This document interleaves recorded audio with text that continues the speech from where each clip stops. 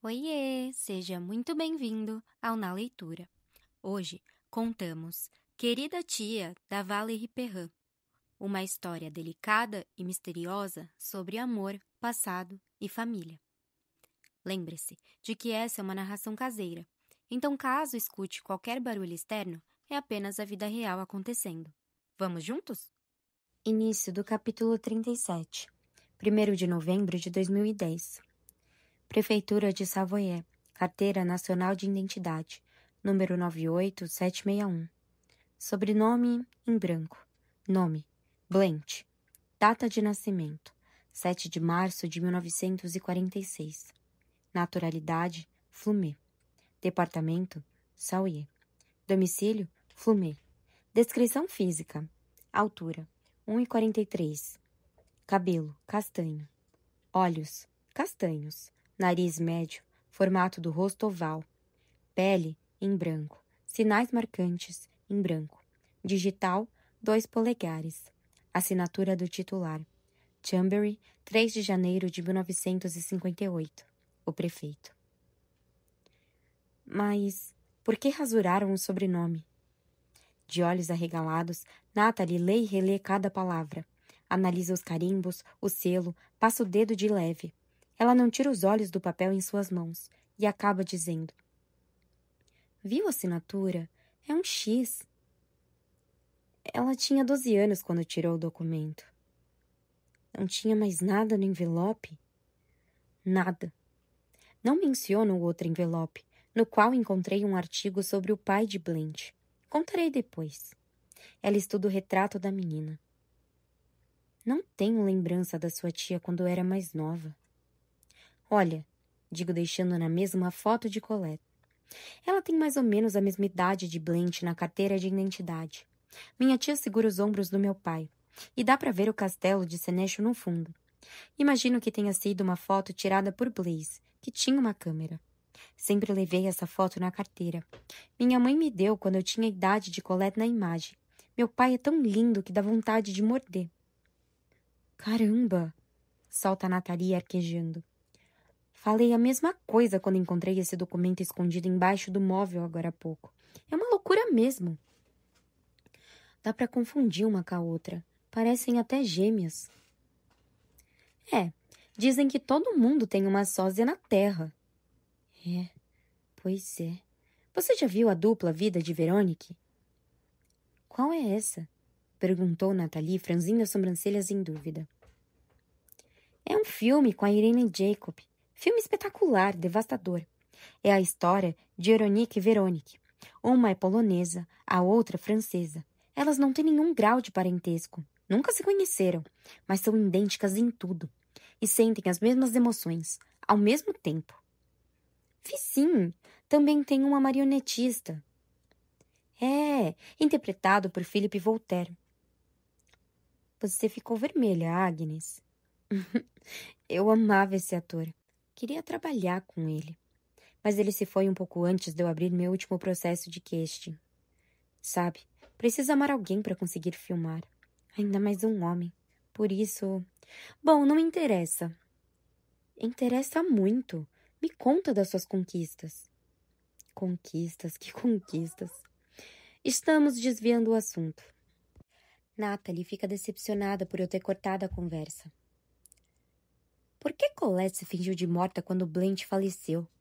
Insisto. O que as conectava? Ela levanta a mão e pede 2 expressos. Estamos num café na frente da igreja, que vai enchendo conforme as pessoas saem da missa. Acha mesmo que todo mundo tem uma sósia? Questiona ela. Bem, espero que algumas pessoas só existam em exemplar único. Ela começa a rir. É uma doideira que sua tia tenha guardado esse documento. Até porque não tem o menor valor jurídico há décadas. Sem dúvida, Colette queria que a gente o achasse na hora de desocupar a casa da Rua Frendins, para deixar um rastro da existência de Blanche, mas sem que ninguém encontrasse esse documento antes da morte dela. Estou convencida de que ela a protegia do pai. Não tenho tempo de pegar o segundo envelope na bolsa. Lies, Adèle e Hervé aparecem. E aí, meninas? Hora do passeio na igreja? Lies imediatamente repara na carteira de identidade velha em cima da mesa. O que é isso? A descoberta do dia. Minha tia escondeu debaixo do móvel da TV. Natalie entrega a ele. É a garota do circo que você mencionou outro dia? Pergunta ele. É. Apareceu na hora certa, diz ele. Lies vai buscar alguém nos fundos do café, enquanto Adele e Hervé se acomodam no nosso lado. Adele me pergunta se é a mulher enterrada no lugar da minha tia, e eu respondo que praticamente não há mais dúvidas sobre isso. O documento amarelado passa de mão em mão. Hervé parece cansado. Dormi pouco, comenta ele, com uma piscadela. Adele me pergunta se eu vou falar com a polícia. Não sei, não tive notícias do Capitão Rampin desde que voltei. E eu não tenho coragem de ligar. Tenho medo dele me dizer que eu estou liberada para buscar o corpo da minha tia. Será que eu tenho forças para organizar seu velório? As palavras de Pierre ecoam na minha cabeça como o ruído de uma furadeira. Lancinante, dolorido, permanente. Lies volta, acompanhado de um senhor que anda com auxílio de uma bengala. Agnes, te apresento o Sr. Albert, uma das memórias ambulantes de Gagnon. Ele trabalhou em vários departamentos da prefeitura. Eu me levanto e aperto a mão dele. Agnes Dogen, prazer. O senhor é bonito, com rugas de sorriso ao redor da boca e dos olhos. Seu olhar azul é ainda vívido. Lies puxa uma cadeira para ele se sentar conosco. Ele apoia a bengala na mesa. Acabei de perguntar ao Sr. Albert se ele lembrava do circo do pai de Blanche. E parece que sim. Pode nos contar sobre ele? Faz um pouco mais de 50 anos, começa o Sr. Albert. Eu tinha acabado de entrar no departamento de registros civis. Certo dia, substituí uma colega na recepção. A senhora Fernandes ligou para o atendimento. Eu a conhecia bem, era amiga da minha mãe. Ela estava em pânico. Demorei a entender o que dizia. Um animal tinha fugido do circo montado na frente da casa dela e se escondido no jardim. Quando perguntei que tipo de animal era, ela respondeu: um monstro. Está na minha cerejeira. Liguei para a polícia em vão. Então decidi ir lá. Encontrei a senhora Fernandes completamente desesperada, de camisola. Deviam ser umas 10 da manhã. E ali, no jardim, vi o inimaginável. Uma espécie de macaco de 2 cabeças nos galhos mais altos da árvore. O animal urrava. Era um grito de apertar o coração, até de uma pedra. Achei que ele estivesse machucado. Resolvi ir ao circo, a uns 200 metros dali. E no caminho, encontrei uma menina. Na mesma hora, vi nos olhos dela que aquela menina era do circo. Não me perguntem o motivo. Ela só tinha um olhar diferente das outras crianças. Quando eu expliquei um animal tinha fugido, ela respondeu: É, eu sei, é o Noé. Fui eu que abri a gaiola dele. Queria que ele fugisse para bem longe. Mas para onde? Ele não tem como sobreviver na natureza. É impossível. Ela concordou com a cabeça e respondeu: O senhor está certo. A garota ficou ali por um bom tempo. Parecia refletir, até me dizer que ia buscá-lo. Entrou comigo no jardim da senhora Fernandes. Briguei com ela e insisti que não podia mais soltá-lo, que os pais dela podiam se encrencar se aquilo acontecesse de novo. Não tenho pai, senhor, foi o que ela disse. Ainda me lembro vividamente dessa frase. Não tenho pai, senhor. Bastou ela chamar o primata com algumas palavras que pareciam de uma língua eslava, e ele logo desceu para se esconder no colo dela. A senhora Fernandes gritou como se estivesse vendo o próprio demônio. A menina acalmou. Ele é sujo, mas não é malvado. Não precisa ficar com medo. Eu acompanhei. Nunca esquecerei essa imagem. Ela de costas e as cabeças do primata apoiadas nos ombros dela, uma de cada lado, que nem 2 nenenzinhos. Foi até um trailer mais afastado e colocou o animal lá dentro. Um homem veio, correndo até nós, espumando de raiva. O que você aprontou com o bicho? Berrava ele, sacudindo uma chibata para todo lado. A menina não reagiu, nem pareceu ter medo. Falei para ele se acalmar. Eu era jovem, mas tive coragem de me meter entre esse bruto e a criança. Quem é você? Ladrou ele, roxo de raiva, pronto para me bater com seu açoite pavoroso. Ele era baixo, parrudo, muito musculoso, e seus olhos transbordavam de ódio. Sua boca era fina, o nariz comprido. A pele era sardenta.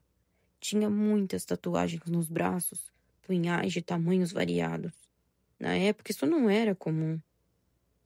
Apenas os marinheiros se tatuavam antes de partir para o mar. A tatuagem era a identidade deles. Mas aquelas facas todas na pele dele me deram um calafrio. Gaguejei meu nome e falei que era da prefeitura. Ele imediatamente se acalmou. Parece ficar com medo ou desconfiado. O senhor é diretor do circo? Perguntei com a voz ridiculamente grave, para me fingir de importante. Sendo que, na verdade, me perdoem a expressão, eu estava me cagando de medo daquele homem. Ele emanava muita violência. Agressivo, ele respondeu: sou eu sim. E essa endemoniada aí atrás do senhor, que não pede por esperar, é a minha filha. Eu me virei para ela, que me olhou com um sorriso estranho. Ao mesmo tempo duro, bem-humorado e triste. Como alguém que já passou por tudo, mesmo daquele tamanhinho. Não tenho pai, senhor. Perguntei ao bruto onde estava a mãe da criança. Certamente, porque saber que a menina tinha mãe me tranquilizaria. Ele respondeu que a mulher tinha morrido fazia muito tempo e que era ele quem dava um jeito naquela garota, que não era mais criança, e sim uma safada que aprontava na encolha. O que ele queria dizer com dar um jeito, prefiro nem saber. Depois, ele disse que ia embora dali aquele dia mesmo, que nunca mais ia botar os pés nesse buraco. Não tem nem gente direito. O sujeito não falava, só insultava. A história podia parar por aí, mas a menina fugiu para saber, sei lá onde. O pai foi encontrar os homens que desmontavam a lona, ainda com a chibata na mão, e eu voltei para a prefeitura. Mas, 2 dias depois, recebi um cartão postal de Gonhão na caixa de correio da prefeitura. Em letras maiúsculas tinha escrito: a mãe da menina está viva. Ela nasceu em Flumet e se chama Marie Roman. Marie Roman. Nunca esqueci o nome completo. A carta não estava assinada. Demorei alguns minutos para ligar a mensagem à menina do circo. Quem é que manda esse cartão com uma imagem da igreja romana de Gonhão sob o céu de verão? Nunca descobri.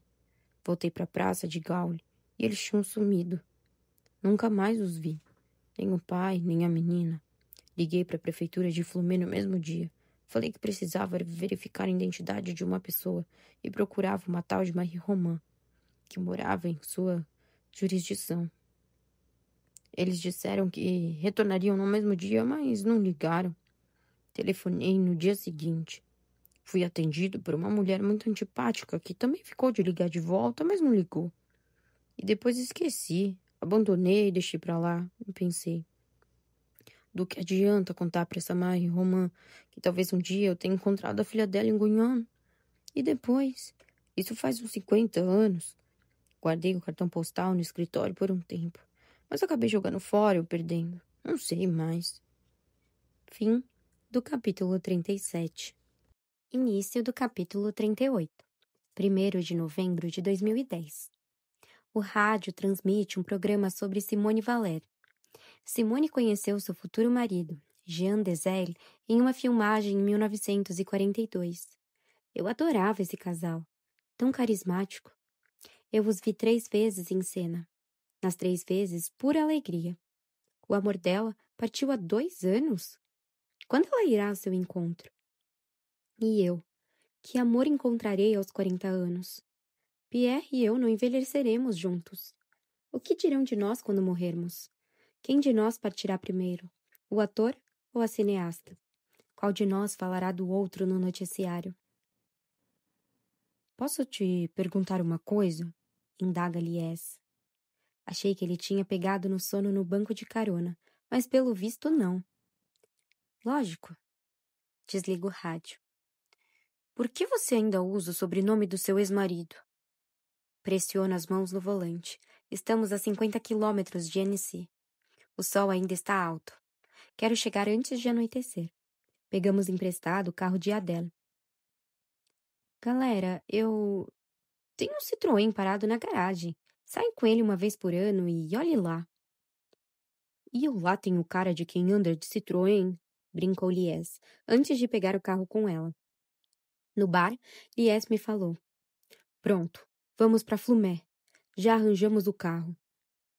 Argumentei que não ia servir de nada, que fazia 50 anos, que Marie Roman certamente já teria falecido. Mas não adiantou. Alguém deve se lembrar dela. E além disso, estou com uma vontade de mudar de áreas. Vamos lá, 3 dias de folga e você também. Lies, estamos no início de novembro. A montanha nessa época é o fim do mundo. Vamos lá, Agnes. A gente corre. Passa em casa para pegar uma muda de roupa e uma escova de dente e vai. Não são nem 300 quilômetros. Você viu que na carteira de identidade a naturalidade é Flumé? E viu a cara do Sr. Herbert quando olhou a foto? Achei que ele fosse ter um treco. Largamos Hervé e Natalie na calçada. Liguem pra gente, pediu Natalie. Óbvio, a gente não tá de mudança nem nada, respondeu Lies. Vamos passar só 2 noites fora no máximo. Te amo. Fiz a mala rapidinho. Saí e, tomada por uma intuição repentina, voltei para buscar o toca-fitas e a mala. Esperei Lies na frente de casa, na rua Frendiz, pensando que essa viagem atenuaria minha dor. A mulher da casa da frente abriu a cortina e acenou discretamente para mim. Bom dia! Quase gritei. Obrigada pela sopa, tava uma delícia. Vou fazer mais uma para você. E ela fechou a cortina. Decidi que na volta eu bateria de novo na porta dela. Talvez ela tivesse visto Colette. Talvez saiba de alguma coisa, mesmo que tenha acabado de se mudar para cá. Toda vez que penso em atravessar a rua, ou é cedo demais ou é tarde demais. As fitas me absorvem, devoram meus dias e minhas noites. Lies chegou no Citroën cinza de Adele, que cheira a couro. Eu pus a mala no banco de trás e partimos. Você sabe mexer nesse negócio? Liguei o GPS e vi a lista dos últimos destinos marcados, antes de digitar o endereço no hotel com calma. Dirijo nos primeiros 200 quilômetros e depois a gente troca? Combinado. Peguei no sono na saída de Gugnon e só acordei quando Lies parou para abastecer, depois de 200 quilômetros. Estava com sono acumulado. Acabo respondendo a pergunta de Lies sobre o meu sobrenome. Para irritar a outra. E você não acha que quem mais se irrita nessa história é você? É possível. Pronunciar o nome dele toda vez que você se apresenta, mesmo que esteja separado. É possível. Eu gostava quando você se chamava Agnes September. Deixo passar um momento de silêncio. Então mudo de assunto. Olha na minha bolsa. Quê? Pega minha bolsa. Tem um envelope. Abre. Você tem que ler antes de chegarmos a Flumé. Ao puxar o zíper da minha bolsa, Lies vê meu celular detonado. Atropelou o telefone, foi? Foi uma conversa que desandou. Joguei na parede.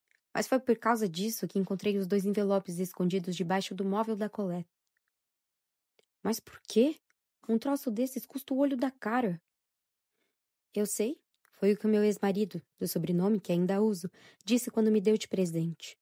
Parece que os dados ficam todos no chip. É, os contatos, a memória. Só tenho que trocar de aparelho. É que nem quando a gente morre. Tem que trocar a carcaça, mas a alma continua intacta. E você acha que nossas almas contêm nossas lembranças? Acho. Bom, espero que não. Se um dia eu voltar, prefiro resetar e nascer loiro de olho azul. Cansei da minha cara de árabe. Lies, você é um espetáculo. Até parece. Por que você quebrou seu celular? Foi Pierre. Ele me ligou. A conversa começou tranquila, mas virou um drama só, principalmente para o meu celular e para a garrafa de uísque do Dr. Pierre, que virei toda. Ai, perdão. Pelo quê? Por falar de uísque. E daí? Pode falar de vodka, cerveja, de porre. Pelo contrário, quem não tem coragem nem de tomar um aperitivo na minha frente me magoa muito mais do que quem não está nem aí. Quem não pode beber sou eu, não os outros. Lies não diz mais nada. Minha bolsa continua no colo dele, meu celular na mão direita. Ele encara a estrada, perdido em pensamentos. O céu está azul claro, a luz está branca. Os cumes estão nevados, mas o campo ainda verde. A grama está começando a ganhar um toque amarronzado. Daqui a algumas semanas devem cair os primeiros flocos de neve. Sempre tive horror aos esportes de inverno. Quando morava em Lyon, minha escola fez excursões para lugares de neve várias vezes. Arrumar a mala era um pesadelo. Tenho medo de altura e de velocidade. Odeio as botas de esqui, os esquis, que sempre acabo cruzando ou soltando, as roupas sufocantes e o frio penetrando, a pele rachada, os teleféricos, as crianças tremendo e chorando, e as pistas. A vertigem já no sangue. Na montanha, no inverno, gosto apenas de chocolate quente e fondue. Lembro que eu sempre me escondia atrás das pilastras para não acompanhar o grupo. Onde é que você estava, Agnes? Me perguntavam quando à noite acabavam me encontrando na parte de baixo da pista, com o nariz escorrendo, branca que nem um fantasma, enquanto os outros estavam com a cara rosada. Eu me perdi, eu respondia. Eu me perdi, digo agora em voz alta. Não, a saída é essa mesmo. A gente chega em meia hora por aí. Quis dizer que me perdi nessa história de amor. Enfim, de amor antigo. Sinto seu olhar de dúvida. Você ainda está apaixonado por ele? Mais e mais a cada hora, eu acho. Olha o envelope. Lies obedece, percebendo que não direi mais nada. Ele tira o envelope da bolsa, abre e começa a ler. Puta que pariu, é ele! O artigo foi recortado de um exemplar do jornal Dauphiné. Alguém riscou a data de publicação. Vê-se a foto de um homem, de cabeça baixa, cercado por 2 guardas no banco de réus de um tribunal. Na legenda, o nome do sujeito foi riscado com a mesma caneta vermelha, assim como o nome da cidade. Desde ontem, um traço rasurado, comparece ao tribunal de um traço rasurado. Ele pode ser condenado a uma pena de 10 anos de reclusão. A matéria começa assim. O senhor, rasurado, abandonou sua ex-esposa à beira da morte em Rasurado, na comuna de Rasurado. A polícia, advertida pela vizinhança, descobriu o corpo de uma mulher caída em uma poça de sangue em domicílio. O agressor fugiu, mas uma testemunha o identificou como o ex-marido da vítima. Após ter invadido a casa de Florence, o agressor a atacou com golpes de uma violência sem igual. Ele desferiu diversas facadas. Determinando-se seu prognóstico, a vítima foi transportada por helicóptero ao hospital de Rasurado. Ela passou muitos meses em coma, apresentando fraturas múltiplas de extrema gravidade, inclusive na coluna vertebral. A vítima perdeu de maneira definitiva o movimento das pernas devido à agressão. Ela não deseja estar presente no processo, no qual é representada pelo senhor Rasurado. Nome alterado por motivo de confidencialidade. Fim do capítulo 38. Início do capítulo 39. 2 de novembro de 2010. Há respostas que geram ainda mais dúvidas. Por que rasurar os nomes e a data da matéria? Por que escondê-la debaixo do móvel? Por quê? Por quê? Por quê? Para proteger quem a encontrasse? Para não chegar a ele? Contudo, hoje ele é idoso. Um homem nessa idade seria inofensivo. Pensar nisso me lembra de Klaus Barbie, um oficial da Gestapo, durante seu julgamento em Lyon. Era um velho com um olhar macabro, como o inferno e um sorriso impassível. Nunca esquecerei. Era a expressão do diabo. Depois de passar a noite no hotel perto do lago de Flumet, Lies e eu passamos pelo pequeno cemitério atrás da igreja. Por que tantas flores? É normal? Ontem foi o dia de Todos os Santos, Lies. Dia de botar flores nos túmulos. Lies está convencido de que se Marim Roman tivesse falecido, jaz aqui. Se Blanche nasceu em 1946, como Colette, como estipulado na carteira de identidade, sua mãe deve ter nascido no entre guerras e teria entre 80 e 90 anos. Lies lê os nomes inscritos nas lápides. Observa os diferentes retratos desbotados pelo tempo. Se abaixa para endireitar vasos caídos. Alguns nomes sumiram da superfície das pedras. O musgo cobre, o vento carrega, a chuva apaga. O sol e a neve desgastam. Nenhum sinal de uma família romã. Abrimos a porta da prefeitura e nos dirigimos ao Departamento de Registro Civil, onde encontramos a seguinte placa: nascimentos, casamentos e falecimentos. A vida resumida em 3 palavras. Murmura Lies ao pé do meu ouvido. Uma moça de sorriso simpático aparece, e seu olhar doce dá a entender que ela é daquelas que tornam tudo mais simples. Tem dias que acredito em Deus, declara Lies diante dela, mesmo antes de cumprimentá-la. O comentário parece abalar os dois. Lies, normalmente tão tímido com quem não conhece, nem entende direito o que deu nele. Posso ajudar? Ele relata o telefonema do Sr. Albert, ocorrido há mais de 50 anos, quando o homem ainda era funcionário da prefeitura de Gugnon, em Saône-en-Leroy, e procurava uma mulher chamada Marie Roman. Lies não poupa detalhes. Fala da minha tia, de Blanche, que sem dúvida jaz no cemitério de Gugnon, do circo, do diretor do circo, do artigo rasurado. A moça presta atenção em todas as suas palavras, de olhos arregalados. Seu olhar brilha, e ela cora conforme meu amigo de infância conta o caso. Será que Lies a abalou assim? Ou é a história em si? Ou as duas coisas? Vale dizer que ele é lindo, com sua pele marrom, o olhar penetrante e os cachos castanho escuros. Ele tem a postura altiva de um ex-atleta. Usa um perfume almissacarado e uma jaqueta de couro. Se eu não considerasse um irmão, gostaria dele. Mas ele é, então não tenho como gostar. Para mim, é um ser desprovido do sex appeal. Lies acaba perguntando à funcionária se ela se lembra de uma mulher gravemente agredida. Talvez tenha sido um crime famoso na região, uma mulher que usava cadeira de rodas. Aqui na comuna? Impossível, respondi ela, categórica. Eu lembraria. Nasci aqui, cresci aqui, estudei em Salanches, depois em Chambéry, mas sempre voltei para cá. Venham comigo. Nós a acompanhamos até uma sala afastada, com um cheiro de papel, naftalina e amônia. Na nossa frente, ela liga para a mãe. Mãe, você se lembra de alguma mulher que foi agredida por um ex-marido violento? Em Flumeu, na região? Que quase a matou? E a resposta é: não me lembro de nada disso. Vou perguntar para o Robert. Robert é o tio da funcionária, policial. Em seguida, ela se senta diante do computador e pesquisa no arquivo. Ato proibido, visto que não temos nenhum parentesco com Maria Romã. Mas ela, decidida a nos ajudar, parece não estar nem aí para as regras. Tudo foi digitalizado 20 anos atrás, explica ela. Achei! Romã, Marie Madeleine. Nascida em Flumet no dia 24 de julho de 1929. Pode ser ela? Nem tenho tempo de responder. Um calor insuportável me invade e sinto o chão afundar sob meus pés e as paredes caírem sobre mim. Recobro a consciência deitada no chão, com a cabeça apoiada na jaqueta de Lies. A moça e eles estão curvados por cima de mim, e um desconhecido afere minha pressão. Você desmaiou. Line, chama um médico. Entendo que Line é a moça radiante que nos recebeu.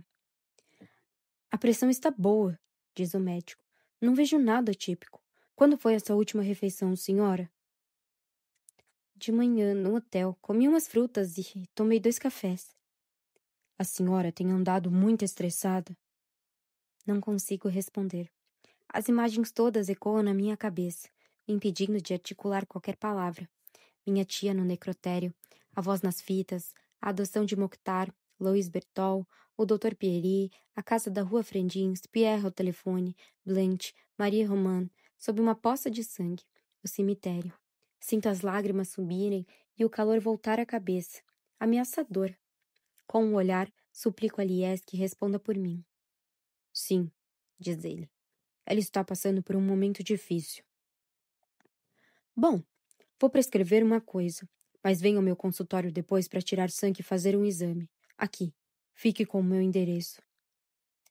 Não, doutor, meu coração não está normal. Nunca foi normal. E no momento está partido. Sim, doutor, meu coração não aguenta mais, porque se enganou. Meu coração é um traidor. Certo, digo, me levantando que nem uma senhora de idade. Sem dúvida, é um caso de síncope vasovagal. Ou então foi uma crise séria de espasmofilia. A senhora sofre disso? Não que eu saiba. A senhora é aquela diretora de cinema, né? Isso. Nossa, seus filmes são muito bons. E seu marido? Que ator genial! Não contém o sorriso diante a expressão angustiada de Lies, que fuzila o pobre médico com um olhar. Parece até que ele quem vai desmaiar. Fazemos um belo par de corações partidos. Lies sugere jantarmos com Lynn, que aceita antes mesmo dele terminar a frase. Lynn nos leva ao único restaurante da rua principal, e nos sentamos no salão dos fundos, com vista para o Arley. O lugar é bonito, aconchegante. As mesas estão todas ocupadas. É tudo gente daqui mesmo. Estamos na baixa temporada. Os turistas voltam nas férias de Natal, explica Lynn. A comida daqui é boa. Ela imprimiu o registro de Marie Roman na prefeitura. Então tira o papel da bolsa e me pergunta se está tudo bem, se não vou desmaiar ao falar no nome dela. Estou bem, já passou. Foi só exaustão. Mas a senhora conhece essa mulher? Até ontem eu nem sabia que ela existia. Lynn começa a ler em voz alta. Sobrenome, Roman. Nome, Marie Madeleine. Nascida em 24 de julho de 1929 em Flumet, filha de Alphonse Roman e de Pascale Mangel. Mangel! Exclama Lies. Vi esse nome no cemitério. O campo marido foi riscado, continua Lynn, e substituído por divorciada de Soldikovski. Não tem nome, apenas o sobrenome. Soldikovski. Soldikovski, exclama. Pronto, finalmente sabemos o sobrenome dele, do pai de Blanche e torturador de Marie. Pego as mãos de Lynn e agradeço. Graças a você demos um imenso salto. Então isso quer dizer que o sobrenome de Blanche, que foi rasurado na carteira de identidade, também é Soldikovski? É. Lies, quando voltarmos para Guiana, você vem comigo falar com o capitão Rampin? Lógico. Vocês são casados? Pergunta Lynn. Amigos, respondo achando graça. Nunca me casei, confessa Lies. Por quê? Questiona Lynn. Porque nunca surgiu a oportunidade. E você, Lynn, é casada? Vivi um romance infeliz, que terminou há mais ou menos um ano. O rosto de Lies se ilumina. Então posso convidar você para jantar? Nunca o vi assim. Conversador, descontraído, quase sedutor. Lynn ruboriza e me olha envergonhada. Não se preocupem comigo. Tenho que passar no consultório médico e depois vou para o hotel descansar. Eu os deixo na calçada. Lies quer acompanhar Lynn até a prefeitura. E eu dou uma escapulida. Volto ao cemitério. Um vento glacial começa a soprar. E eu levanto a gola do casaco. Percorro os mesmos caminhos e acabo encontrando os pais de Marie. Alphonse Pasquale. Mandiel. Por nascimento. Que estranho. O sobrenome Roman não aparece. Apenas o sobrenome de solteira da mãe. Outros nomes estão gravados ali. Ernestine, Martin, Leontine e o de Marie não. Enquanto estou perdida em pensamentos, alguém esbarra em mim e para ao meu lado, em frente ao túmulo. Eu levo um susto, me segurando para não dar um grito. É uma senhora idosa, vestida toda de preto, do chapéu aos sapatos. Pequena, magra, quase uma sombra, exatamente como era Colette. Ela se abaixa para tirar o musgo de uma placa mortuária que consigo ler daqui. Para minha tia amada. Tremendo de frio e medo, consigo pronunciar essas palavras. Perdão, a senhora sabe me dizer o que aconteceu com Marie Roman? Fim do capítulo 39. Início do capítulo 40. 2 de novembro de 2010. Venha, disse ela. Acompanhei a mulher de preto até a casa dela, às 2 ruas do cemitério, em silêncio. Ela mora em um casarão de fazenda que foi dividido em apartamentos. Cheira a madeira, vaca e café. A senhora pegou a cafeteira e me serviu em uma xícara suja um resto de café insosso e morno, que não tive coragem de recusar. Ela tirou o chapéu e o casaco. Pôs os óculos e apontou para o envelope amassado de um catálogo. Eloise Cardini, R. Descal, 47, Salanches. Então me entregou o envelope, olhando bem nos meus olhos. Ela me lembrou Suzanne Flon, por causa dos traços finos e do sorrisinho que ilumina seu olhar. Em seguida, não me perguntou nada, apenas me desejou bom dia. Será que sabia quem eu era? Teria entendido minha pergunta? Qual era a relação entre Marie e essa tal Eloise? Entre nós, tudo aconteceu em silêncio. Salanches fica a 20 quilômetros de Flumet, e eu não quis procurar Lies para buscar a chave do carro. Ele não me deixaria ir sozinha. Devia estar com Line, e pensei que finalmente ele estava em paz com uma mulher simpática, então era melhor deixá-lo quieto. Portanto, voltei ao restaurante onde tínhamos almoçado e perguntei à garçonete se ela conhecia alguma cooperativa de táxi. Ela ligou para um amigo, que chegou em 5 minutos em um carro parecido com uma Range Rover. É um asilo, comentou ele, quando lhe passei o endereço. Eu faço muitas corridas para lá. O senhor pode me esperar lá e depois me levar a alguma loja de celular, por favor? O taxista está certo. O número 47 é um lar de acolhimento para pessoas idosas chamados Todos os Sóis. Nome que lembra algum título de série antiga de televisão. Lá dentro, porém, não é lá muito radiante. Na recepção, pergunto por Eloise Cardini, que demora a aparecer. A moça é jovem, na faixa dos 30, loira e de olhos azuis, sorridente e simpática, e usa uma blusa rosa e um perfume de flor de laranjeira. Eu me apresento. Ela faz uma cara estranha quando explico que uma mulher que eu não conheço me deu seu nome e endereço. Que eu conheci a mulher no túmulo da família Mandel, porque procuro algum rastro de Marie Roman. Ela me responde com a mesma palavra enigmática dita pela mulher de preto. Venha. Então, no elevador. Já te vi na televisão. O que você faz mesmo? Filmes. Sou cineasta. Quer dizer, era. Então foi isso. Conclui ela sem dizer mais nada. Chegando ao terceiro andar, percorremos alguns corredores. Passamos por moradores agarrados a andadores, outros pendurados no braço das cuidadoras. E, enfim, Eloise abre uma porta, atrás da qual uma mulher idosa se encontra sentada, perto da janela. Imediatamente reparo na cadeira de rodas e no canto do quadro. Pela segunda vez no dia sinto um calor insuportável, então me sento na cama e murmuro. Perdão, é a emoção. O cheiro de hospital e de couve-flor me deixa enjoada. Eloise me oferece um copo de água e a senhora olha para mim. Essa é a Marie. Ela não está registrada aqui com sobrenome Roman. Ela vive sob proteção judicial. Aqui seu nome é Amélie Andrex. Sou a única que sabe sua identidade verdadeira. Além da polícia, claro, e de Jeanne, a irmã dela. Foi ela que a senhora conheceu no cemitério de Flumet. É a irmã dela? Eloise anda até Amélie e se abaixa para falar em seu ouvido. Essa pessoa veio procurar a senhora. Acho que tem relação com a sua filha. O rosto de Marie Roman se ilumina. Mas como você sabe? Pergunto perplexa a Eloise. Line, a moça que trabalha na prefeitura de Flumet, ligou para a mãe, que ligou para Robert, da polícia, para perguntar sobre o caso, e Robert me avisou. Aqui sabemos de tudo, e Marie, quer dizer, Amélie, ainda está sob proteção judicial. Mas ele já deve estar morto. Quem?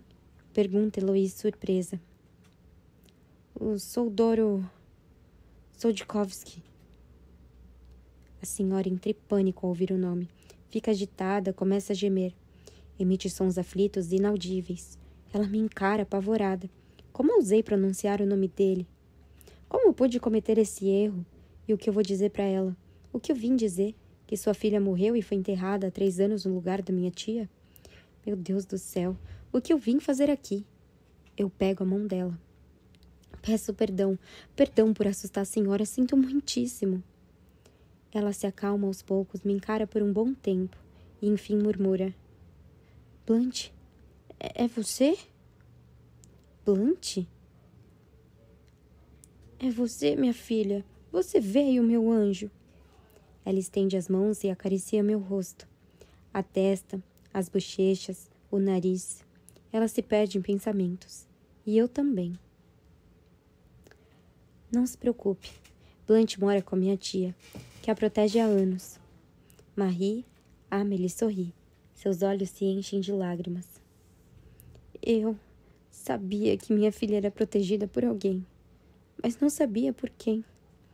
Você lembra ela, eu acho. Eloís sai do quarto e nos deixa sós. O silêncio reina por um bom tempo. Observa a senhora. Segura a mão dela, a mão fria e fina. Por que os idosos sempre sentem frio?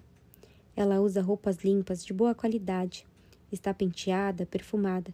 O cabelo branco está arrumado, com uma presilha preta. Marie tem 81 anos, de acordo com sua certidão de nascimento.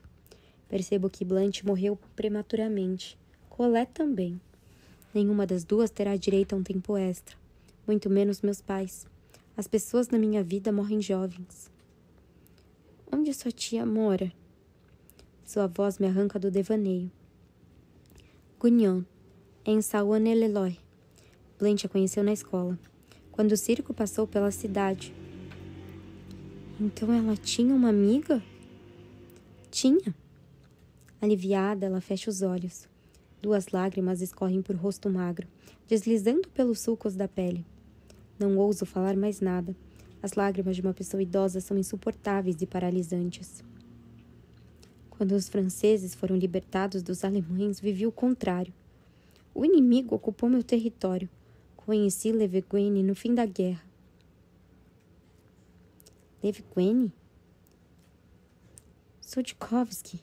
Leveguene Soldikovski. Mas todo mundo o chamava de Soldouro. Quando pronuncio o nome daquele homem, ela aperta minha mão com muita força. Uma força que me surpreende, vindo dela tão frágil, só pele e osso. O que atrai o azar?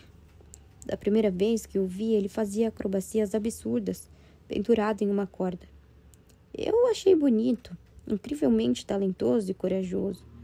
O holofote que o iluminava me enganou. E também a música, emocionante que acompanhava suas peripécias. Depois dos espetáculos, trocamos olhares, e eu me senti desajeada.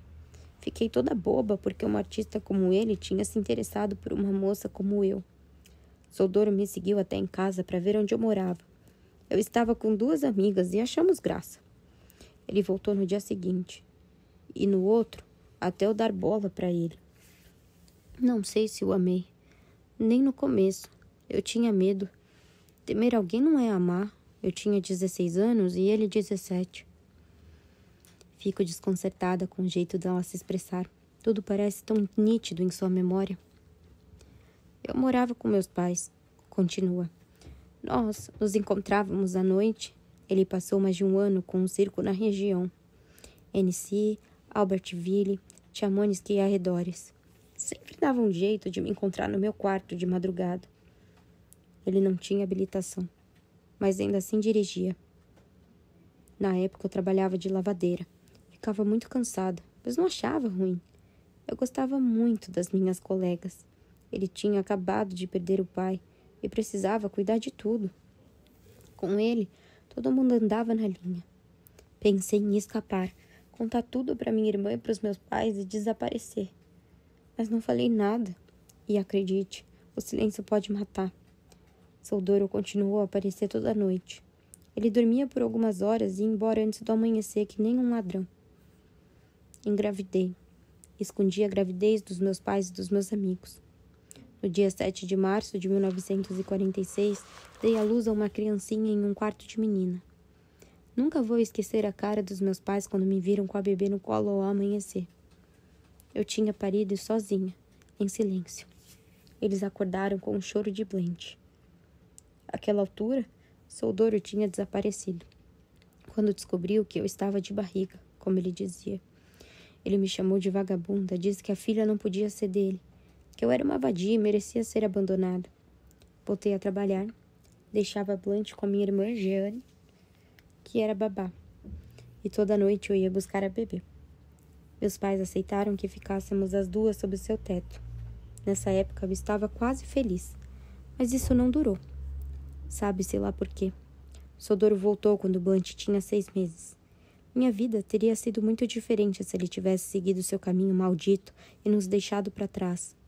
Ele fez todo um teatro para os meus pais, pediu minha mão, disse que não conseguia viver sem nós duas, que estava arrependido, que me cobriria de ouro, e eles nos entregaram àquele homem. Eu e a criança.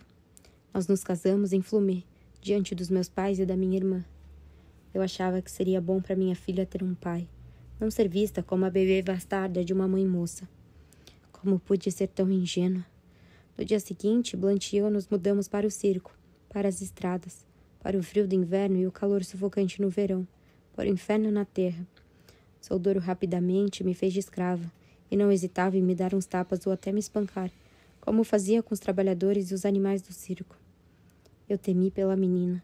Detestava vê-lo andar ao redor dela com a chibata que vivia em sua mão. Ainda hoje me dói só de pensar.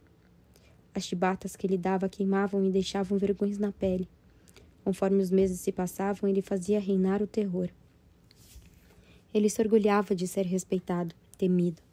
Pensando agora, acho que também ele começou a me odiar quando entendeu que eu nunca seria artista. Soldoro tentou me treinar, mas meu corpo não era capaz.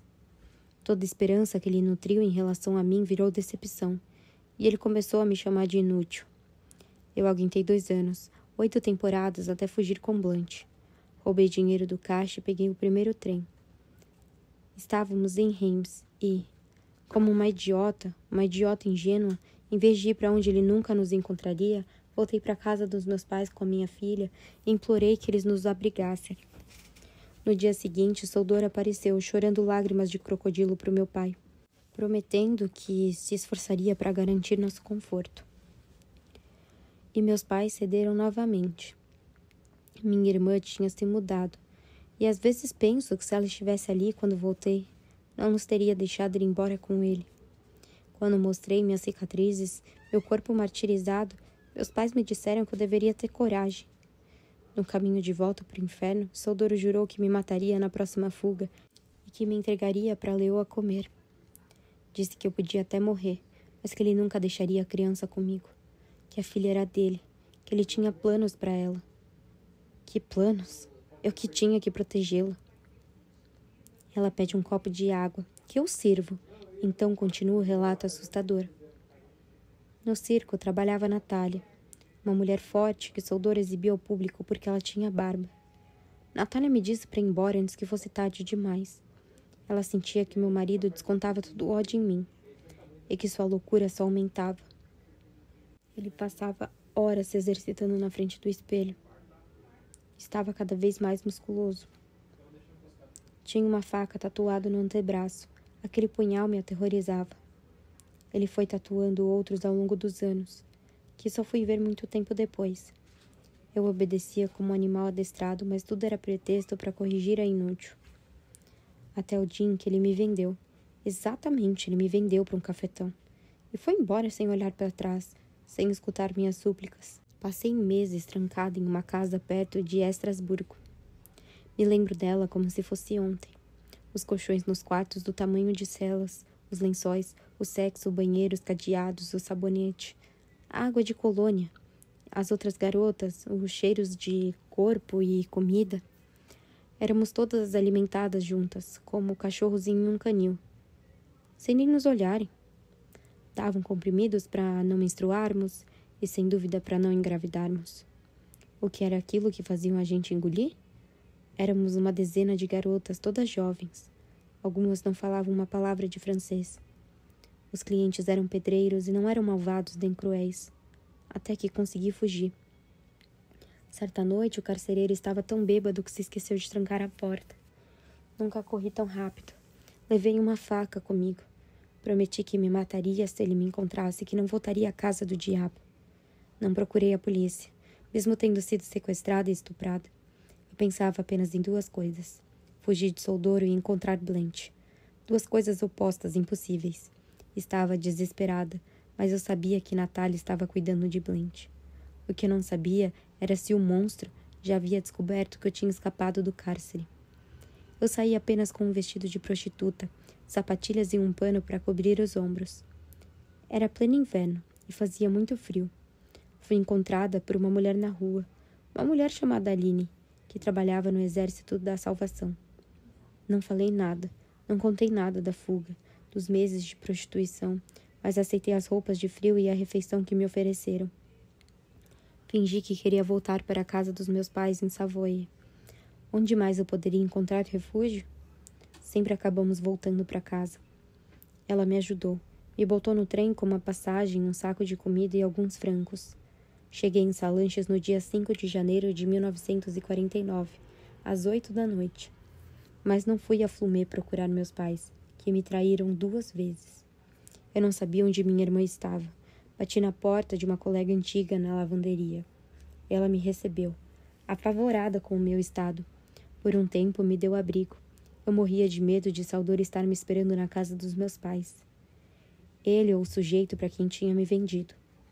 Minha amiga implorou para que eu prestasse queixa e tentasse recuperar minha filha, mas nunca tive coragem. Ir à polícia seria assinar meu atestado de óbito. Encontrei emprego em uma livraria-papelaria no centro. No estoque. Eu só queria me enfiar em portões. Mentia para todo mundo. Fingia ser órfã, que era de mens, solteira e sem filhos. Se eu pudesse, ficaria invisível e desapareceria.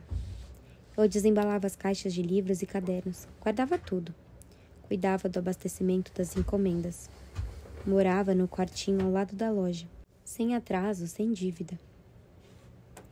Aprendi a misturar a multidão. A passar despercebida. Fiz minha antiga colega e amiga prometer que nunca falaria de mim. E ela cumpriu com o combinado. Passaram-se os anos, mergulhei nos livros, nas histórias dos outros, para nunca mais pensar na minha. Quando fechava os olhos, via Blanche e morria de saudade da minha filha. Onde ela estava, o que fazia? Sofria violência do pai ou ele a poupava? Soldoro tinha sido agressivo com muita gente, mas nunca com Blanche. Mas ela ainda era muito pequena quando ele atirou de mim. Eu sabia, sentia que aquele homem devia ter dito à minha filha que eu tinha morrido. Passaram-se 10 anos e não voltei à casa dos meus pais, mesmo morando a 20 quilômetros deles. Eu não saía. Ia da livraria para o meu quarto de cabeça baixa, seguindo sempre o mesmo caminho. Não convivia com ninguém e não tinha nenhum passatempo além da leitura. Vivia reclusa, apavorada com a ideia dele me encontrar. Acabei me convencendo de que eu precisava esperar Blanche crescer para recuperá-lo. Tentar fugir com ela para algum lugar fora do país. Será que ela iria comigo? Nesses anos de solidão, o diabo teve tempo de sombra para se filtrar nos meus pensamentos. Eu acordava suando no meio da noite, com uma voz terrível que me dizia: sua filha é igual a ele, Blanche e Soldoro são um só. Ela nunca te amará. Eu via minha menina, cujos traços deformados eram os mesmos do pai. No dia 7 de março de 1958, aniversário de 12 anos dela, fui a Flumê. Meus pais acreditavam que eu tinha morrido em um acidente de carro. Foi o que Soldoro dera a entender na última visita. Mas antes ele costumava ir até lá para me procurar. Ele os ameaçava, mas acreditava quando os meus pais diziam que não sabiam onde eu estava. Depois, passou a mandar capangas para verificar. 2 meses antes de eu chegar na casa deles, aquele monstro tinha voltado a Flumê para pegar os documentos de identidade de Blanche. Era preciso ir até o local onde ela nasceu para conseguir sua certidão de nascimento. Soldoro não levou a menina. Ele contou aos meus pais que eu tinha voltado ao circo certa manhã e que um pouco depois eu havia me matado na estrada. Que estava enterrada na região de Ardennes, mas ele nem se lembrava direito do nome da cidade. Tiro da bolsa a carteira de identidade de Blanche. Aqui, pode ficar com a senhora. Marie me encara por um instante, antes de apontar para um estojo. Pode me passar meus óculos, por favor? Com as mãos trêmulas, ela troca os óculos que está usando pelos do estojo que lhe entrego. Então encontro o rosto da filha aos 12 anos. Aproximo o retrato dos olhos para observá-lo e dá um beijo. As lágrimas voltam a correr. Noto alguns lenços de papel na mesa de cabeceira e entrego um monte para ela, que seca com delicadeza, como se fosse uma carícia. Em seguida, leio e releio em voz alta, obsessivamente, como se procurasse um significado escondido. Viu? Ela não se parecia com ele. Nunca pareceu. A senhora chegou a reencontrar sua filha? Eu a escutei, murmura ela. Ela falou comigo. Esgotada, Marie repousa a carteira de identidade no peito e fecha os olhos. Percebo que faz mais de 2 horas que estou aqui, ao pé do ouvido dela, e digo baixinho: eu volto. Ela sente, e eu repito várias vezes: eu volto, prometo, prometo. Antes de ir embora, deixo um recado para Heloísa na recepção e meu número de telefone. Na saída, peço 1000 desculpas para o taxista que passou 2 horas me esperando. Não tem problema, responde ele. Fiquei ouvindo rádio. Ele me leva a uma loja de celular em um shopping, onde uma pessoa de menos de 20 anos tira o chip do meu aparelho em tempo recorde. Morreu mesmo, tia, diz ele encaixando o chip em um modelo top de linha. Com certeza. É o smartphone mais fino do mundo. O seu já estava ultrapassado, já chegou à 4ª geração. Entendi, obrigada. Quer garantia estendida, para caso quebre esse aqui também? Uma voz anuncia que tenho 7 recados. Sábado, 23h10. Aqui é o Pierre. Fui um pouco grosso com você, peço perdão, até mais. Recado apagado. Domingo, 15h23. Agnes, é a Cornélia. Estou ligando para saber como você está. Nada de especial em Paris. Está tudo bem em casa. Recebi uma mensagem da Nena. E você, como está? Gostaria de ouvir sua voz, se possível. Recado apagado. Domingo, 23h12. Oi, mãe, sou eu. Liguei só para te mandar um beijão. Te amo. Recado armazenado. Segunda-feira, 8h40. Oi, Agnes, aqui é a Natália. Me liga para contar o que achou em Flumet? Estou curiosa. Vim tomar um café no Petit Bar com Hervé e Adèle antes de ir pro jornal. Liga pra gente, beijo. Recado apagado. Segunda-feira, 11h10. Bom dia, senhora Dugan. Aqui é Lawrence Davis, do Festival de Beverly Hills. Nos encontramos há alguns anos em Los Angeles. Gostaríamos de fazer uma retrospectiva dos seus filmes e que a senhora seja nossa convidada de honra. E é lógico, na companhia de alguns de seus atores. Nosso festival acontece todo ano no mês de maio. Poder entrar em contato nesse número e conversarmos. Muito obrigado. Recado apagado. Segunda-feira, 14h08. Bom dia, senhora Dugan. Aqui é o capitão Rampin, Cyril Rampin. Acabei de receber a ligação de inumação da sua tia. É preciso que a senhora passe na delegacia de Gunhan. Ligue quando puder, por favor. Recado armazenado. Segunda-feira, 15h. Ei, Agnes, é a Ulies. Cadê você? Voltei pro hotel e não te achei. Passei no médico, mas ele não te viu. Ah, merda, verdade, você tá sem telefone. Recado apagado. Segunda-feira, 15h50. Ei, Agnes, Lies de novo. O que você tá aprontando? Recado apagado. Fim do capítulo 40. Início do capítulo 41. 3 de novembro de 2010. Moro na casa da frente. Fiz uma sopa de legumes comprados na feira. Está uma delícia. Como Agnes voltou de noite, vou deixar uma panela na porta dela, como da última vez. Desde que ela chegou, fica horas trancada naquela casa. Não é muito saudável. Ela deveria sair, caminhar, bater na minha porta. Por que ela não atravessa a rua e vem falar comigo? Anteontem, fiquei contente quando a vi sair de carro com Lies. Sempre gostei desse menino. É um querido. Quando criança, era tímido, reservado. Nunca nem falava alto. Era bonito. Ainda é.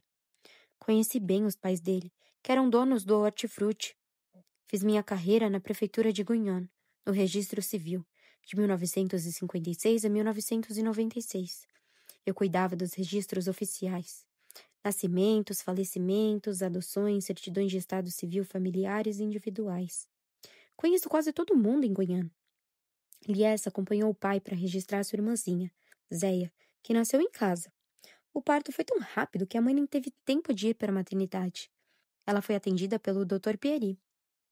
A vida toda, na segunda-feira à noite, depois do expediente na prefeitura, organizei cursos de francês gratuitos para adultos em uma sala disponibilizada pelo município. Lies ia com os pais. Eu sempre preparava um bolo de chocolate e dava para ele. Dei cursos de apoio para argelinos, marroquinos, portugueses, tunisianos, espanhóis, poloneses, nos anos 1970, 80 e 90. Depois, nos anos 2000, recebi muitos tailandeses. Operários da usina de Gunyon foram para um filial na Tailândia, para capacitar trabalhadores em Pattaya. Alguns voltaram acompanhados. Se apaixonaram e se casaram por lá. Por isso é uma comunidade tão significativa de tailandeses em Gunyon. Essa é a maior força das cidades siderúrgicas. Pedaços do mundo migraram para o coração de Borgonha, para se instalar e ancorar aqui. Eu adorava meu trabalho, exceto pelos dias em que vinham registrar um falecimento. Ao longo dos anos, a funerária passou a cuidar desse trabalho triste, mas no início era eu quem recebia as famílias enlutadas. Após a guerra, quando as mulheres começaram a dar à luz no hospital, os nascimentos em Gunyon eram raros, menos no período de 1968 a 71, quando havia uma maternidade no castelo de Fourrière. Ela fechou logo em seguida. As mulheres foram para outro lugar. Admito que certas vezes alguns nascimentos me deixavam desconfiada ao ver a cara do pai. Eu também recebia famílias que queriam adquirir um lote no cemitério. Era engraçado quando ao verem o mapa diziam: "Ah, do lado dessa família não, que a gente não se bica. Não quero um lugar que pegue muito sol, nem muita sombra. Na entrada não, faz barulho demais." E eu acolhia todos os noivos que vinham requisitar a certidão de casamento. Cheguei a apostar comigo mesma quem iria embora primeiro. Às vezes ganhava e às vezes perdia. Nunca se deve confiar nas aparências. Aconteceu até de assistir uma cerimônia em que a noiva não apareceu. Quando vi os convidados irem embora, pensei que às vezes a vida pode ser brutal. Ainda dou aula de francês para adultos. Atualmente sou professora de 2 esposas de jogadores de futebol, um senegalês e um nigeriano. Nós nos divertimos muito. O município ainda me empresta a sala. Tenho 72 anos. Reumatismo no corpo todo, mas vou de bicicleta toda segunda noite. Faz bem para a saúde. Fim do capítulo 41. Início do capítulo 42. 1961. O padre Albert nunca fez sermões compridos. Ele prefere se expressar com uma espátula de pedreiro. Esse padre operário divide seu tempo entre os empreendimentos de obras públicas e o exercício sacerdotal. Alveneiro, filho de arquiteto, ele participa da construção de moradias sociais, auxiliado por outros voluntários. Por muito tempo, trabalhou em Flacé, um bairro de Macon. Atualmente serve em Gunyon. No catecismo, Pierre Albert diverte as crianças com suas histórias. Suas lembranças dos canteiros de obra, a guerra em que foi prisioneiro antes de ser convocado ao serviço de trabalho obrigatório. Graças a ele, mais de 100 moradias viraram realidade. Elas são construídas pelos futuros moradores, que se ajudam de casa em casa. Para as crianças, esse vigário construtor, tão próximo das famílias modestas, é um adulto fascinante e respeitável. Não tem ninguém igual. Tê-lo por perto é melhor até do que a hora do recreio. Entre o ensinamento de um dogma e outro, ele pede aos alunos que participem, que nunca hesitem em intervir ou questionar, sem fazerem bagunça, que ilustrem passagens bíblicas com os lápis de cor que distribui e depois guarda em caixas de papelão.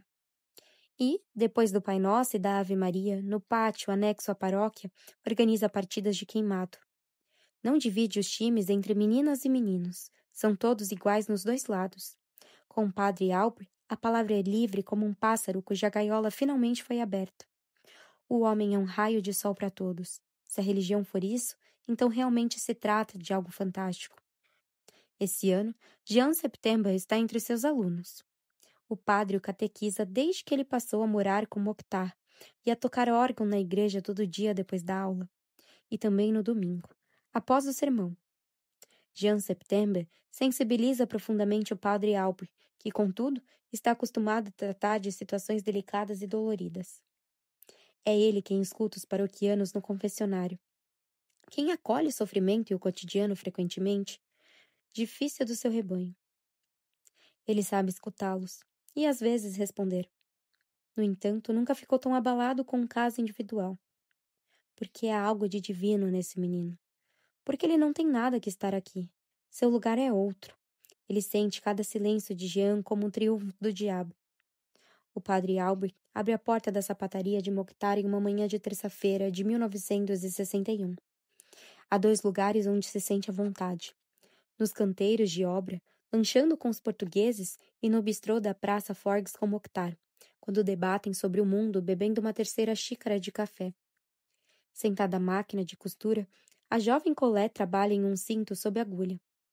Mokhtar se segura em um sapato entre os joelhos e prega alguma coisa com um martelo. O rádio toca uma música suave e o cheiro é de couro e cola. O sol de junho reflete nas prateleiras e no balcão. Os dois param de trabalhar ao verem o vigário. O senhor não quer mais que Jean toque na igreja? Pergunta Colette, rompendo o silêncio. A música incomoda o senhor? Como incomodaria? Responde o padre, quase ofendido. Só se eu fosse idiota ou ateu. Ela incomodaria, Senecio. O marquês é insensível à beleza. Prova disso é que mata cervos. E não, a questão é, o que faremos com Jean? Colette se vira para Mokhtar. Não sou o pai do menino, declara. Não posso fazer nada além de obrigá-lo sob meu teto para que ele possa tocar com você na igreja. O padre olha de um para o outro e anuncia, com voz solene e a expressão travessa. Hoje cedo, ao rezar o Pai Nosso, tive uma ideia para financiar os estudos dele.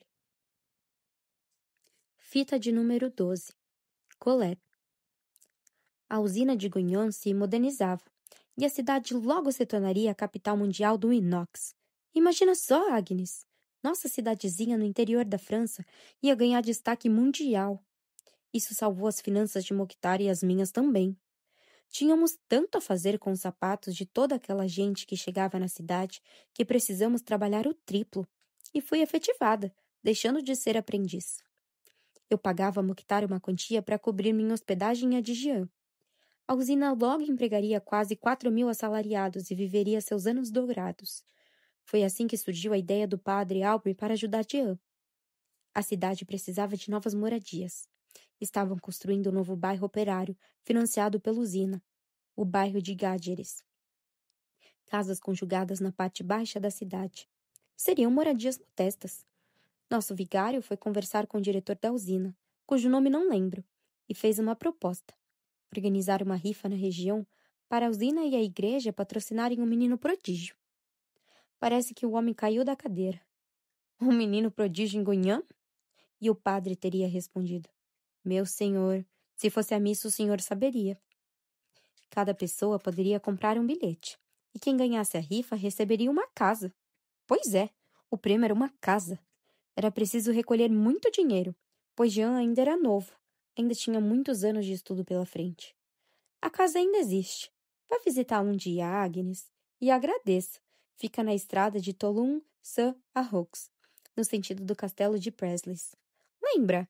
Fomos lá com Louis Bertol. Colette fez uma pausa, mas não interrompe a gravação. Em que cômodo da casa será que ele estava? Que horas eram? O que estava vestindo? Essas fitas demandam de mim uma reconstituição mental. Colette. A usina deveria fornecer terreno e material, e nosso vigário, auxiliado pelos colegas pedreiros, cuidaria do resto. O padre Albert suou a camisa. Pedreiros, escavadores, eletricistas, telhadistas, bombeiros, todo mundo o acompanhou, inclusive a usina. A construção brotou da terra em questão de meses.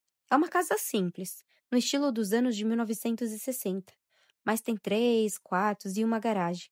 Eu só entrei lá uma vez, no dia em que vencedores buscaram as chaves. Eles se chamavam Senhor e Senhora Eté, Antoine.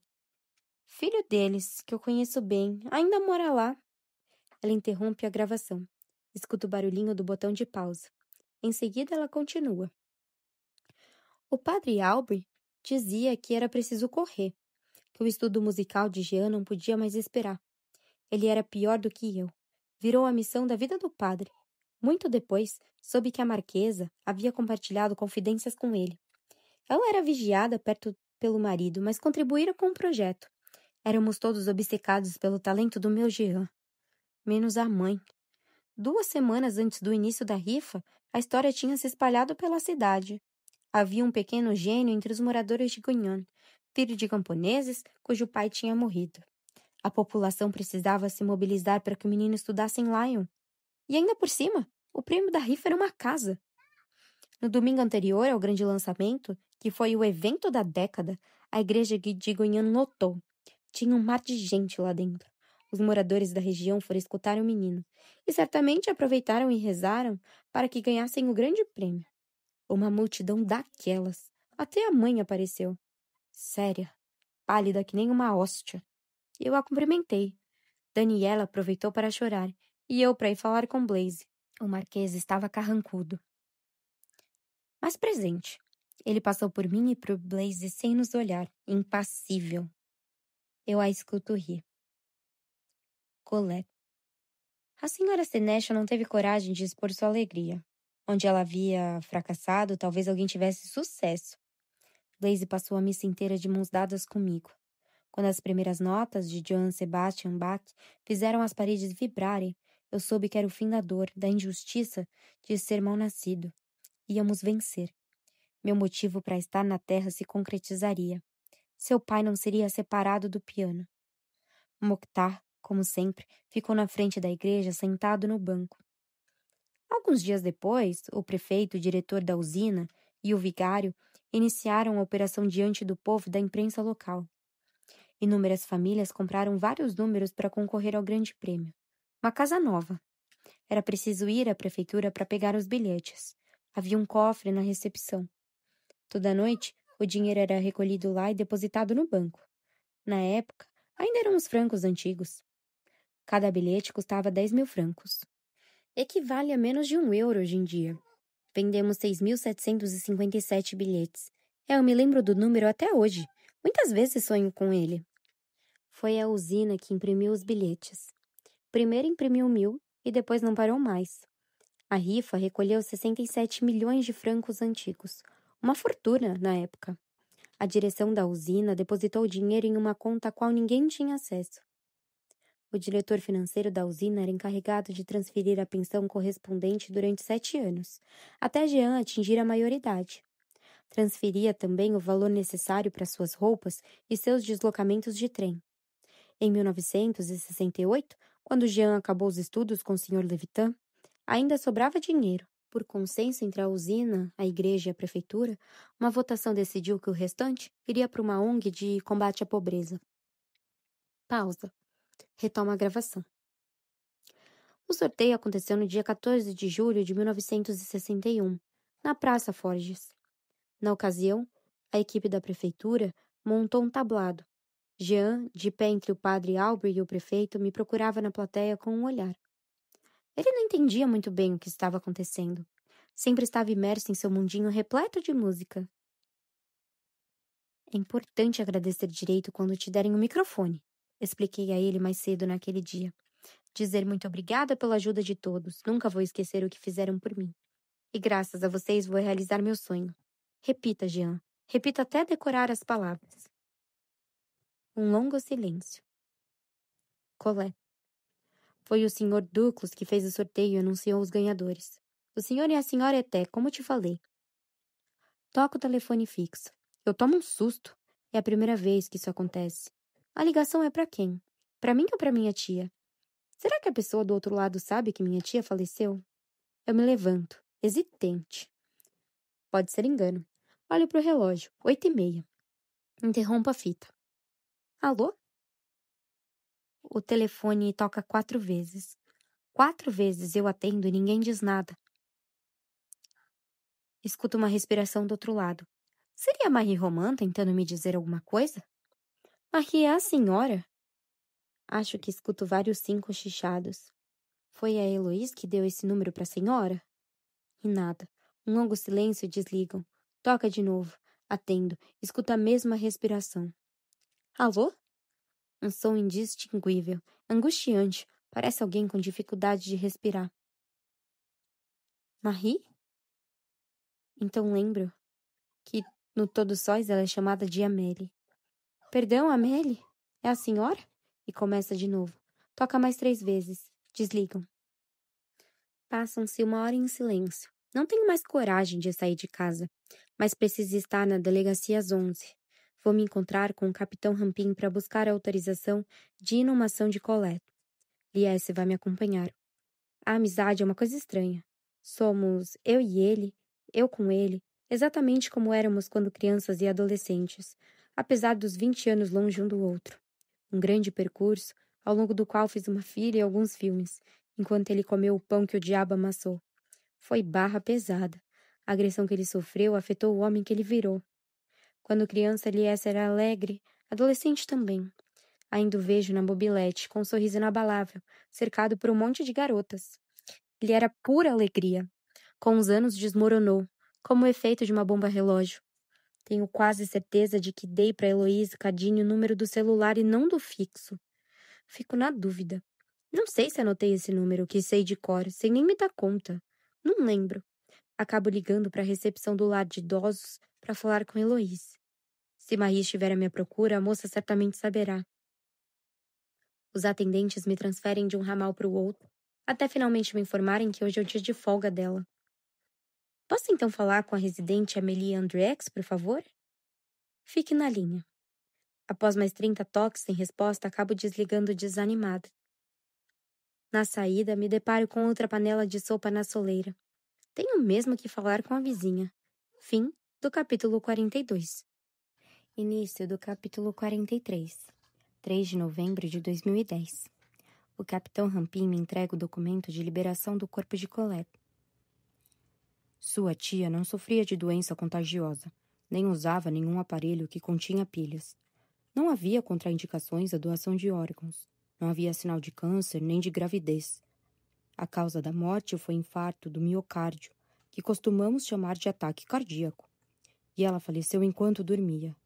O fluxo sanguíneo do coração deve ter ficado bloqueado, destruindo parte do músculo cardíaco. O coração não teve força suficiente para bombear o sangue para o resto do corpo, o que levou a uma insuficiência cardíaca fatal. É preciso declarar o óbito na prefeitura do local de falecimento, na funerária, e na prefeitura do local onde ela vai ser sepultada, se não for em Guignon. Enfim, aqui está a autorização para enterrar o cadáver. É preciso que o prefeito... Mas... Cyril Rampin empalidece enquanto eu gaguejo. Perdão, eu não consigo, desculpa mesmo, peço perdão. Sou acometida por uma crise de riso perturbadora. Escondo o rosto com as mãos e quanto mais penso em me acalmar, mais a palavra gravidez quica pela minha cabeça que nem uma bolinha de pinball que tomou êxtase. Ao meu lado, Liesse não diz nada. Sinto seu olhar chocado em mim. Não consigo nem levantar a cabeça. A última vez que tive uma crise de riso dessas foi... Nunca! A barriga chega a doer. Impassível, o capitão continua. A liberação do corpo não é equivalente à certidão de óbito, e a autorização para fechar o caixão fornecidas pelo Departamento de Registro Civil da localidade do falecimento. Cyril Rampin me entrega o 1000º formulário que eu aceito. Em seguida, tudo parece durar uma eternidade. É Liesse quem fala, quem faz as perguntas, enquanto eu mal consigo respirar ali do lado deles. Qual é a primeira coisa que devemos fazer? Quem vai transportar minha tia? A partir de quando? Colette vai ficar na funerária de Guignon enquanto aguarda a cremação? O corpo embalsamado antes de ser cremado? Os pedidos que Colette Settembre registrou naquele papel têm validade legal? O que acontecerá com a pessoa que há 3 anos jaz no lugar de Colette? Quando ocorrerá a exumação? Na presença de quem? E eu, sentada ao lado de Liesse, na frente do capitão, não consigo nem falar. Meu corpo está tão paralisado quanto alegre. Que estranha sensação de felicidade, de crise de riso. Quanto mais eles dois conversam, mais gargalhadas eu dou. Como se eu não participasse mais do mundo deles. Apenas assistisse a uma cena que não me diz respeito. Em certo momento, escuto o capitão dizer a Liesse: essas coisas acontecem, é uma reação nervosa, muito comum em enterros. E entendo que está falando de mim. Meu pai morreu na beira do mar, às 10 da manhã, em Cassis. Não há paisagem mais bonita para morrer do que a dessa cidade. Eu preferia que ele falecesse no inverno, no final de um concerto, velho e cansado, em uma cidade feia, cinzenta, onde venta bastante. Ele fechou os olhos no domingo, 21 de junho de 1987, primeiro dia de verão, aos 37 anos, sob a maravilhosa luz do sol. O dia da festa da música levou embora um dos seus maiores expoentes. Fazia 20 graus à sombra na parte externa do bistrô, onde ele tomava um chá e lia uma revista musical. Minha mãe, sonhadora, segurava a mão dele e observava os pedestres. Ele soltou a mão dela de um jeito estranhamente agitado, bateu a cabeça na xícara que quebrou no chão e morreu sentado, com a cara na mesa. Ele nem sequer morreu na frente do piano. Um turista que era médico tentou reanimá-lo, mas não conseguiu. Os socorristas tentaram o impossível, mas fazia tempo que meu pai já não respirava. Meus pais tinham acabado de passar 10 dias tocando os prelúdios de Bach na Ópera de Marselha, com a grande orquestra de Paris. Estávamos os 3 hospedados em um hotel no Porto. Eu tinha ido passar o fim de semana com eles, que me deixaram matar aula na segunda-feira, pois minhas aulas do primeiro ano do ensino médio estavam quase no fim. Acabei só voltando à escola no início do ano letivo. Eu ainda estava dormindo quando minha mãe entrou no quarto. Ela se sentou na minha cama, fez carinho no meu rosto. Abri os olhos e encontrei seu rosto encharcado de lágrimas, sua expressão já transformada, como se algo em seus olhos claros e grandes tivesse subitamente desaparecido. O brilho, sem dúvida. Ela nunca o recuperou. O papai se foi, disse ela. Fiz uma careta, acordando de mau humor. Foi onde? Como minha mãe era muito sensível e chorava só de ver uma planta seca, demorei a entender. Mas entre 2 soluços, apertando minha mão, ela conseguiu sussurrar. Ele morreu. Algumas palavras levam tempo para alcançar e penetrar no nosso cérebro. Às vezes são segundos, às vezes minutos, às vezes anos. Na véspera, eles tinham se arrumado para o último concerto. Saíram do hotel vestidos de preto no fim da tarde e me deixaram sozinha. Porque eu não queria ir, apesar da insistência dos 2. Eu estava de saco cheio da música clássica deles. Em 1987, escutava Duel au Soleil, Blue Hotel e Ten Vas Pas. Por muito tempo, eu me perguntei se meu pai tinha ido embora por causa dessa música que eu declamava com vontade no meu quarto bagunçado. Como um castigo, uma sentença. Papai não vai embora. Não podemos viver sem você. Não vai embora na calada da noite. Noite, você me assusta. Noite, não acabe. Que nem um ladrão. Ele partiu sem mim. Nós 3 não iremos mais ao cinema juntos. Em vez de ir ao concerto, fui ao cinema de Cassis assistir a Les Ten en Pente Dolce. Adorei. Comi um mousse de chantilly no Porto e voltei para o hotel. Estávamos em quartos vizinhos. Ainda me lembro dos números, o 7 e o 8. Eu estava no 7. Mais tarde pensei que, se eu tivesse ficado no 8, meu pai não teria morrido. O número 7 o teria protegido. Na volta do concerto, eles bateram na minha porta. Eu estava vendo Champs-Élysées na TV e dei um beijo neles, distraída pelo programa de Michael Drucker, que naquele dia tinha Jean-Jacques Goldman como convidado especial. Minha mãe perguntou se o filme tinha sido bom, e eu respondi com um sim distraído, sem dar detalhes. Meu pai perguntou se a trilha sonora era boa. Eu disse que demais, sem fazer a menor ideia do que eu estava falando. Eu queria ser Pauline Lafont. Queria ser loira, doce e desejável, apesar de ter o cabelo preto, uma irritação constante e ser reta que nem uma tábua. Eu não tinha dado a menor bola para a trilha sonora do filme.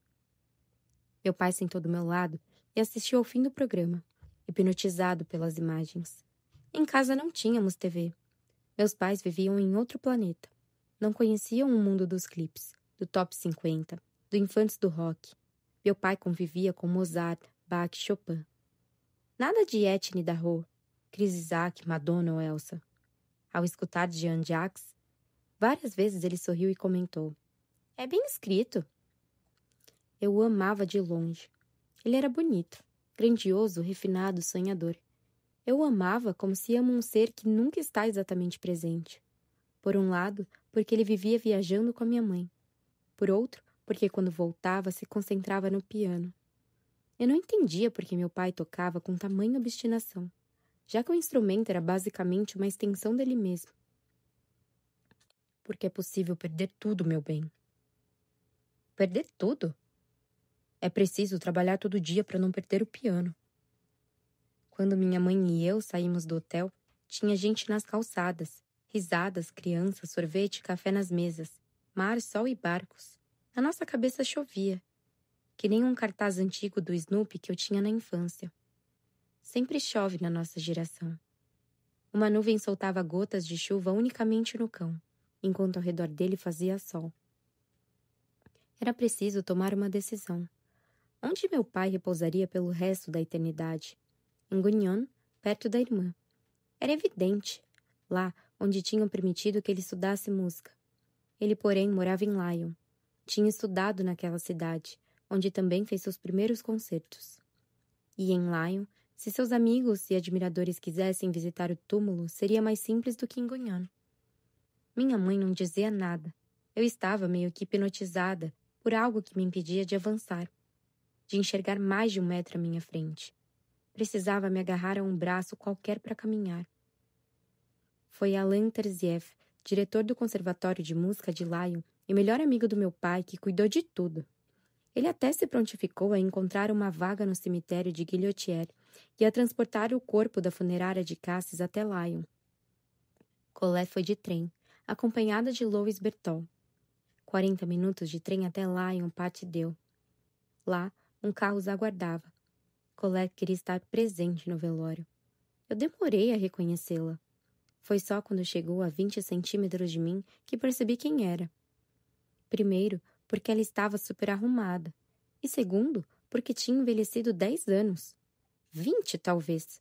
Ficou inteiramente grisalha da noite de 21 para a manhã de 22 de junho de 1987. Durante a cerimônia inteira, a música de Marie Laforêt ficou na minha cabeça. Não escutei os discursos, nem do padre, nem de Alain. Não escutei a música que os colegas do meu pai tocaram para ele no violino.